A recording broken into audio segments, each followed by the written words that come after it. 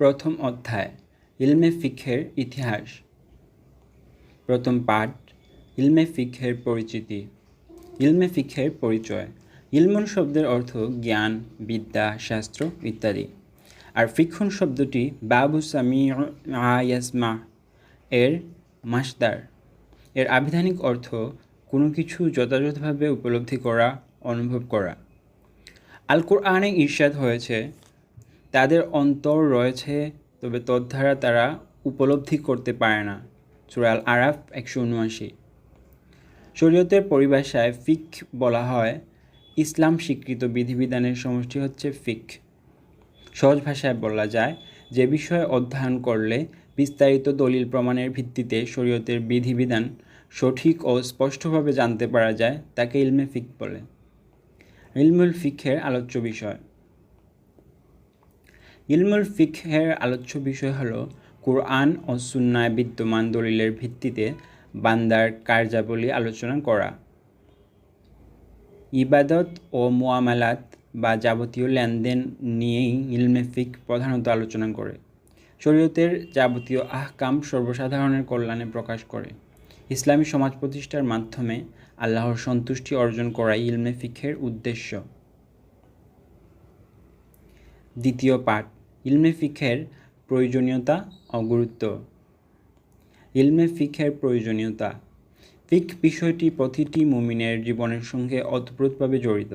একজন মুমিনের ব্যক্তিগত জীবন থেকে আন্তর্জাতিক জীবন পর্যন্ত প্রাত্যহিক কর্মকাণ্ডের দিক নির্দেশনা রয়েছে এই ইলমুল ফিকহের মাঝে।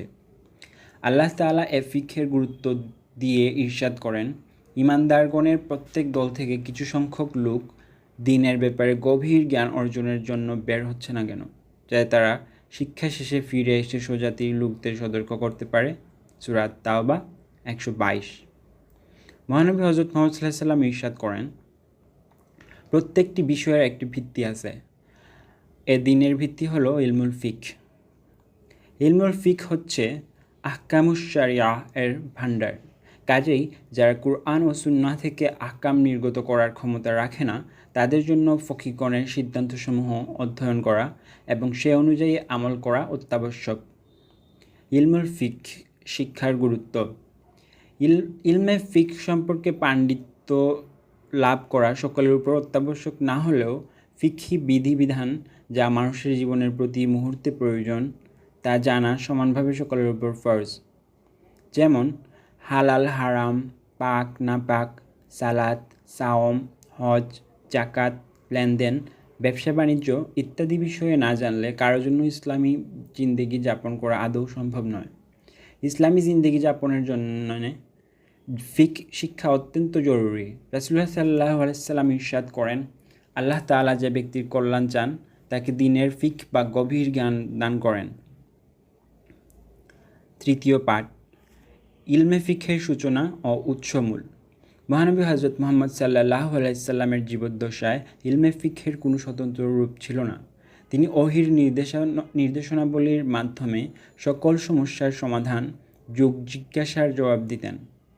খোলাফায়ে রাশিদিনের যুগে বিশেষজ্ঞদের বিচারক নিয়োগের মাধ্যমে এ কাজ সম্পাদন করা হয়। পরবর্তীতে রাজনৈতিক মতপার্থক্য ও কুরআন সুন্নাহর ব্যাখ্যাগত ভিন্নতার কারণে নানা মত ও পথের সৃষ্টি হয়। এ সময় কুরআন সুন্নাহকে মন্থন করে সঠিক সমাধানের জন্য বিজ্ঞ ইমামগণ জিজ্ঞাসার জবাবদানের মূলনীতি ঠিক করেন এবং অনাগত ভবিষ্যতে যে সকল প্রশ্ন আসতে পারে সেগুলোর জবাবদানে দক্ষতার পরিচয় দেন। এ বিশাল খেদমতে মুখ্য ভূমিকা রাখেন ইমাম জাফর সিদ্দিক রাহমাতুল্লাহি আলাইহা, ইমাম আজম আবু হানিফা, ইমাম মালিক, ইমাম শাফেঈ, ইমাম আহমদ ইবনে হাম্বলের মতো বিজ্ঞ ব্যক্তিগণ। একটি পূর্ণাঙ্গ বিষয় হিসেবে ইলমে ফিকহের ভিত্তি প্রদান করেন ইমাম আজম আবু হানিফা। তিনি এ বিষয়ের নাম দেন আল ফিকহুল ইসলামী বা ইসলামী ফিক। পরবর্তীতে ইমাম আবু ইউসুফ, ইমাম মুহাম্মদ, ইমাম শাফেঈ এ বিষয়ে অনন্য অবদান রাখেন। ইমাম আজম আবু হানিফা এর নেতৃত্বে 93,000 সমস্যার সমাধান করা হয়।